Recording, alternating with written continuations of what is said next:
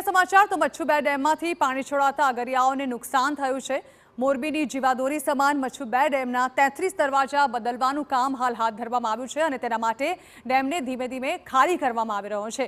તંત્ર દ્વારા પણ તકેદારી રાખવાની વાત કરાઈ હતી, પરંતુ ડેમમાંથી 3513 ક્યુસેક પાણી છોડાતા માળિયા અને હરિપર વિસ્તારમાં 10 એકરવાળા અગરિયાઓના રણમાં ઘૂસી ગયું।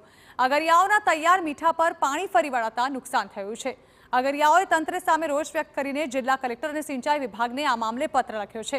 આક્ષેપ છે કે તંત્રએ થોડું પાણી છોડવાની વાત કરી હતી, પરંતુ વધુ દરવાજા ખોલીને વધારે પાણી છોડી દેવાયું। તેમનું કહેવું છે કે આ એ જ સિઝન છે જેમાં મીઠું પકવી શકાય અને હવે તેના પર પણ પાણી ફરી વળ્યા।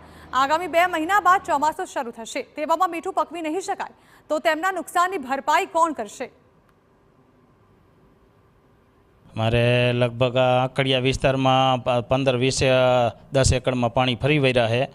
મચ્છુબે ડેમના પાણી આવતા નદીમાંથી આવીને અગણથી કરી ગયા છે।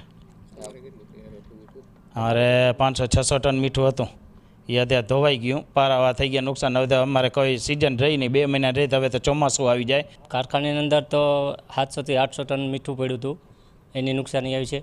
અને ગયા વર્ષે પણ નુકસાની 1000 થી 1500 ટન મારું મીઠું ધોવાઈ ગયું હતું અને એ પણ ડેમના પાટીઓ ખોલવાથી થયું। આ વર્ષે પણ તંત્રની ઘોર બેદરકારીથી અમારા નુકસાની ભોગવી પડે છે। તંત્રને ઘણી બધી અગાઉ પણ રજૂઆતો અમે કરેલી કે ભાઈ તમે મચ્છુ ડેમ તમારા રિપેરિંગ માટે ખોલવાના છો અને એના દરવાજા ખોલવાના છો તો એને ધીરેથી ખોલો અને અગાઉથી જાણ કરો, પણ સતત આવી બધી તંત્રની બેદરકારીને લીધે તેમાં સતત એ લોકોએ રાત્રે વધારે દરવાજા ખોલી દીધા અને વધારે પાણી આવ્યું, જેથી કરી આ પાણી રણની અંદર મીઠાના ઘરોમાં ઘૂસી ગયું। તો આ બાબતે મચ્છુબે ડેમના સેક્શન ઓફિસરને સવાલ પૂછ્યો તો તેમણે સ્પષ્ટ જવાબ આપ્યો નહીં અને કહ્યું કે અગરોને નુકસાન ન થાય તેમ પાણી છોડાયું છે। માત્ર 3500 ક્યુસેક જેટલું જ પાણી છોડાયું છે।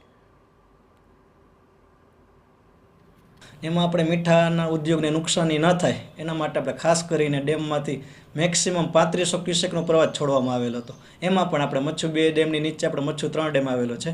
હવે તેથી અમે તેની સાથે સંકલનમાં રહી અને મચ્છુ 3 ડેમમાં સ્ટોરેજ કરતાં તેમાંથી નીચે ધીમે ધીમે પાણી છોડવાનું આયોજન કર્યું, જેથી કરીને મેક્સિમમ મચ્છુ 3માંથી પણ 2500 ક્યુસેકથી નહીં ઓછું પાણી આપણે ડાઉનસ્ટ્રીમના છોડવામાં આવેલું, જેથી કરીને મીઠા નગરને બહુ નુકસાની ના આવે।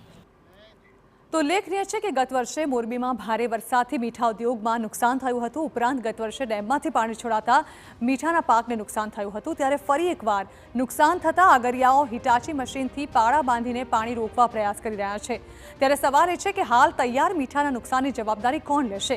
આગામી 15 દિવસમાં ફરીથી પાણી છોડવામાં આવશે તો શું ફરીથી મીઠાના પાકને નુકસાન થશે?